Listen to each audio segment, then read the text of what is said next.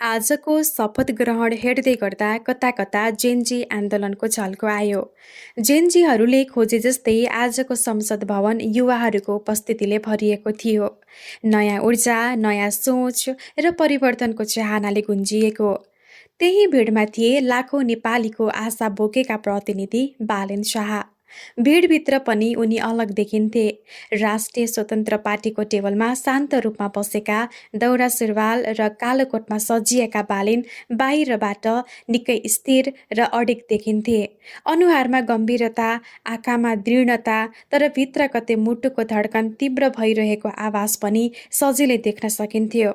त्यो धड्कन केवल व्यक्तिगत भावना थिएन, त्यो जिम्मेवारीको भार थियो, देशले राखेको विश्वासको आवाज थियो। आज उनी प्रतिनिधिका रूपमा उपस्थित थिए, तर भोलि उनी प्रधानमन्त्रीको रूपमा शपथ लिँदैछन्। नेपाली जनताले बालेनबाट धेरै अपेक्षा गरेका छन्। उनी केवल एक व्यक्ति होइनन्, एउटा आशाको प्रतीक बनेका छन्।